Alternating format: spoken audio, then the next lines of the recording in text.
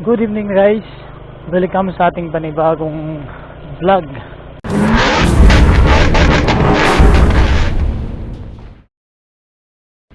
Ngayon ay ginabi tayo ng uwi galing sa ating trabaho at ngayon na uli tayo nakapag-vlog dahil noong mga nakaraan ay sobrang lakas ng ulan dito sa amin.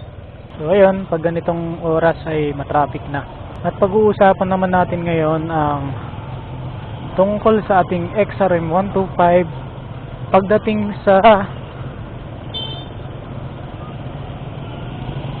sa mga matraffic. Kung kumusta ba siyang gamitin kapag ka matraffic.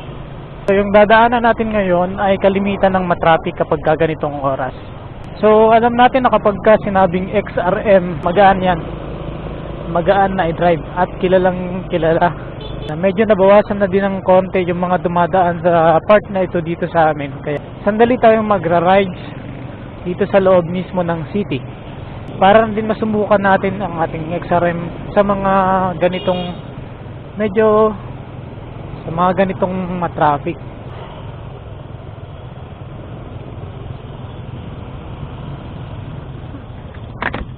Yan, so matraffic na guys.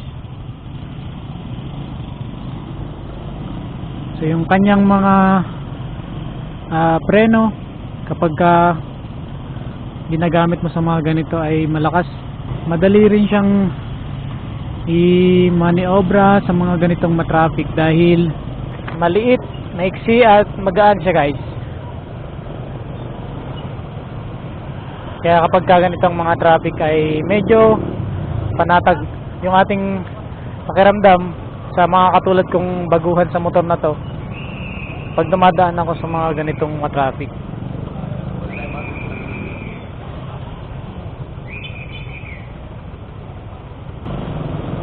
Wala pang mga stoplight dito sa amin kaya yung mga traffic enforcer ang nagmamando ng traffic dito kahit gabi na.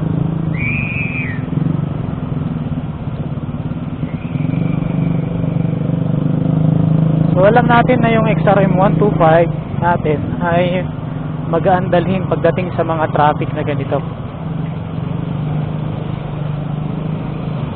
Maliban sa magaan siya, malakas pa yung hatak ng kanyang makina kapag umaarangkada ka.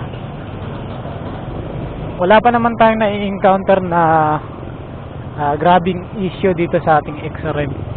So minsan siguro dahil kapag maulan at nagra-rides tayo kahit na sa mga ganitong hindi naman maputik guys. Nung sa mga ganitong sa city guys, pagka maulan yung ating preno ay minsan tumutunog pa rin.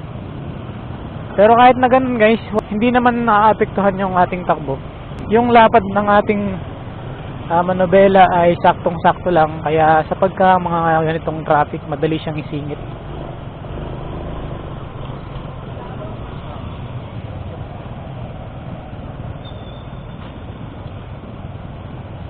So kalimitan kapag ka nasa city ka, matraffic talaga. Kaya magandang gamitin itong XRM. Ganun din sa mga pang-araw-araw na biyahe natin papuntang trabaho. Yung XRM ay goods na goods talaga. Sa gas consumption niya ay napakatipid. Kaya wala tayong magiging problema kapag ito yung gamit natin, lalo na sa mga araw-araw nating mga pagbibiyahe gamit din ang ating motor.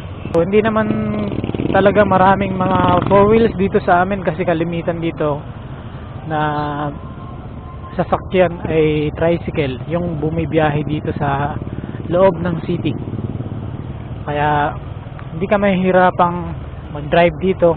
Napag-usapan na natin yung ating XRM pagdating dito sa city, sa ating pagdadrive dito sa city, at ang experience natin ay maganda at masasabi nating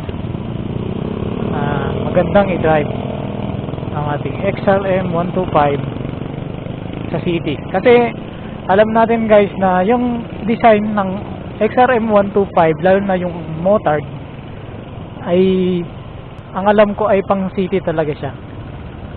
So dahil pang city siya at kapag ka ma-traffic ay maganda yung kanyang performance. Maliban sa magaan siya guys, madali din siyang i-drive. So ayun guys, maraming salamat sa panonood ninyo sa ating maikling video.